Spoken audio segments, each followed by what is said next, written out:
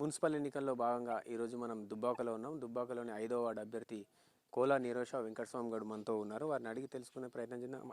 చెప్పండి, అసలు ఏ లక్ష్యంతో రాజకీయాల్లోకి వస్తున్నారో, మీ వార్డులో ఎట్లాంటి సమస్యలు ఉన్నాయి, వాటిని ఎట్లా పరిష్కరించబోతారు మిమ్మల్ని గెలిపిస్తే?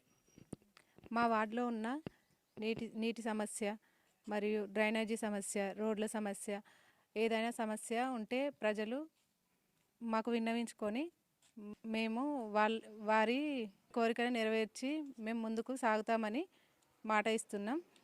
మరియు మమ్మల్ని మెజారిటీతో గెలిపించి 5వ వార్డు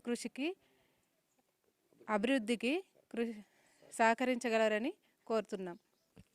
మా వార్డులోని సీసీ కెమెరాలు మరియు డ్రైనేజీ సమస్య, మంచినీటి సమస్య మరియు కొన్ని ఇండ్లలోకి పోయినప్పుడు మా వాడకట్లో నీటి సమస్య ఉంది, బోర్ లేదు అది అని మాకు ప్రజలు చెప్తున్నారు. వాటిని తీర్చుతామని మేము హామీ ఇస్తున్నాం. బీఆర్ఎస్ పార్టీ తరఫున మమ్మల్ని అభ్యర్థిగా కారు గుర్తుపై ఓటు వేసి మమ్మల్ని గెలిపించాలని కోరుతున్నాం. దుప్పల్పల్లి 5వ వార్డు అభ్యర్థిగా నాకు అవకాశం ఇచ్చిన హరీష్ అన్న గారికి, కొత్త ప్రభాకర్ అన్న గారికి కృతజ్ఞతలు.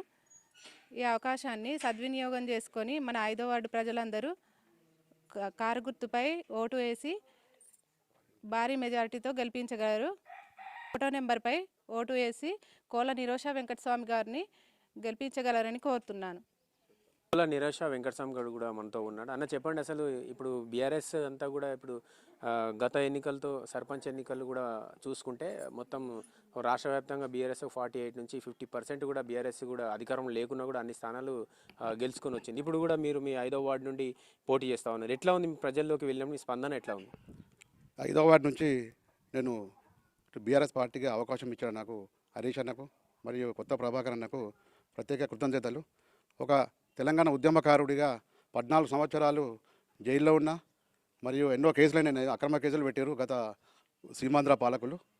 అవన్నీ తట్టుకొని తెలంగాణ రాష్ట్ర అభివృద్ధికి నా వంతు చిన్న వృధాభక్తిగా నేను కూడా కొద్దిగా సాయం చేయడం జరిగింది.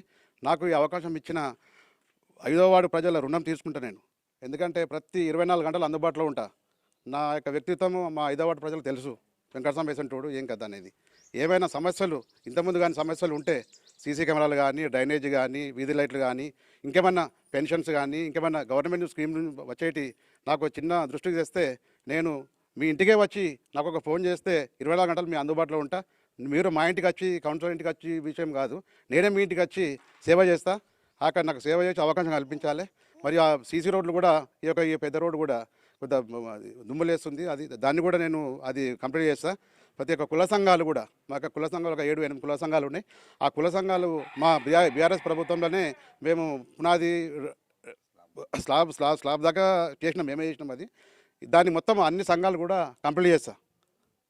కంప్లీట్ చేసి నాకు ఒక కారు గుర్తుకు ఓటేసి, నంబర్ 1 గుర్తు కారు గుర్తు మీద ఓటేసి భారీ మెజార్టీతో గెలిపించాలని 5వ వార్డు ప్రజలకు దండం పెట్టి చెప్తున్నా. దుంపలపల్లి 5వ వార్డులో లైబ్రరీ సౌకర్యం లేదు.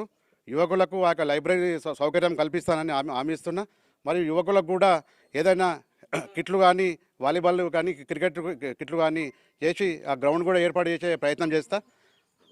మరియు నిరుపేద విద్యార్థులకు చిన్న ఏదైనా ఉంటే ఆర్థిక సాయం కూడా చేస్తా.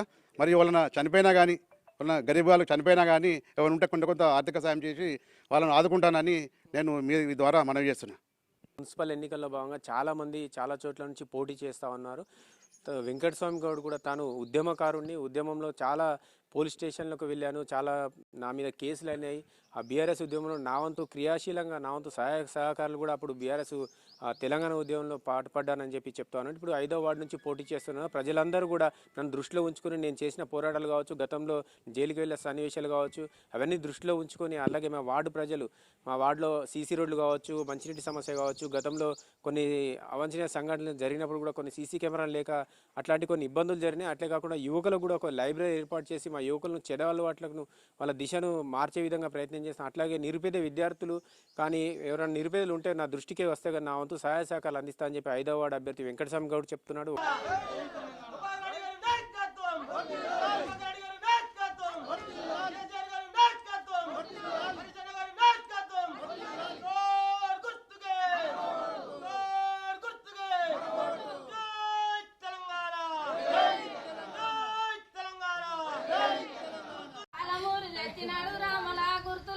గుర్తుంచుకో రామల కారును గుర్తుంచుకో రామల కేసీఆర్ అన్న నాయకత్వం కేసీఆర్ అన్న నాయకత్వం హరీష్ అన్న నాయకత్వం వర్ధిల్లాలి